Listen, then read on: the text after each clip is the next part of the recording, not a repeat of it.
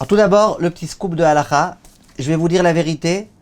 Moi, je pensais que c'était quelque chose de connu, surtout dans le milieu religieux, surtout dans le milieu orthodoxe, surtout les filles qui ont déjà fait des séminaires et tout. Et je me suis aperçu ces dernières années que c'est un sujet qui n'est pas connu du tout. Et je vous dis, même dans des endroits très très religieux, quand je demande à 20 filles, est-ce que vous pouvez me répondre à la question? Aucune des 20 n'est capable de me répondre de façon circonstanciée à la question.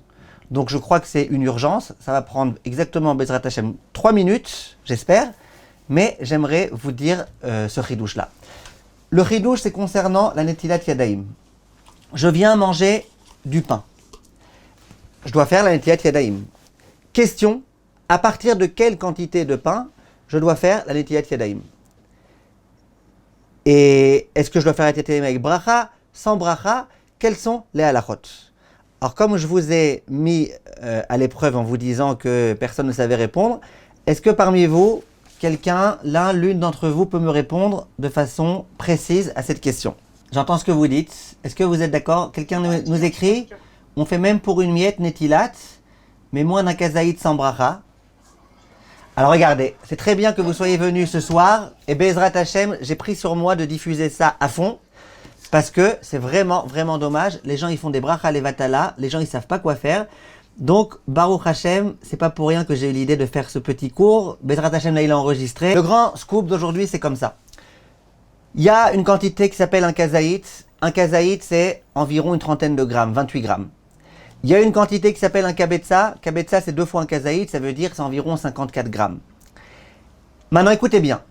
Tant qu'on mange moins qu'un kazaït, moins que 28 grammes de pain, c'est pas la peine de faire netila. C'est pas que tu fais sans bracha, c'est que c'est pas la peine. Sur une miette de pain, tu fais la bracha de hamotzi, ça oui, puisque tu vas profiter du goût, mais tu fais pas la netilat yadayim, c'est-à-dire que c'est pas la peine de faire une netilat yadayim. Donc bien évidemment, si tu l'as fait parce que tu as envie d'être mahmir, sans bracha.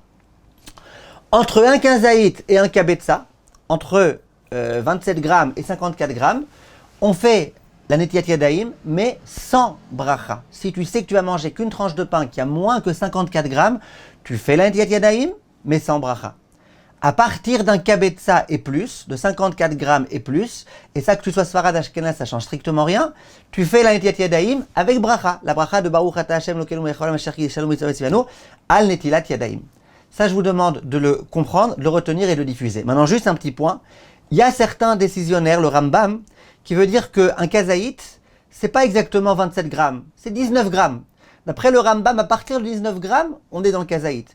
Donc il y a des gens qui vont dire, si je mange moins que 19 grammes, d'après personne, on est dans le kazaït, donc c'est pas la peine de faire netila du tout. Mais à partir de 19 grammes, fais netila sans bracha, parce que c'est peut-être déjà un kazaït. Mais en tous les cas, ce qui est sûr, c'est que tant que tu manges pas 56 grammes, ou 54 grammes, après ça dépend comment tu le considères le kabetza, il n'y a pas de bracha à réciter sur la netilat yadayim. Netilat yadayim avec bracha uniquement quand on mange 54 grammes. Donc je fais un résumé. De 0 à 19 grammes, pas de netila. De 19 à 27 grammes, c'est netila sans bracha pour ceux qui veulent être mahmirim le Rambam, c'est pas obligé. Entre 27 grammes et 54 grammes, c'est obligé de faire netila, mais sans bracha.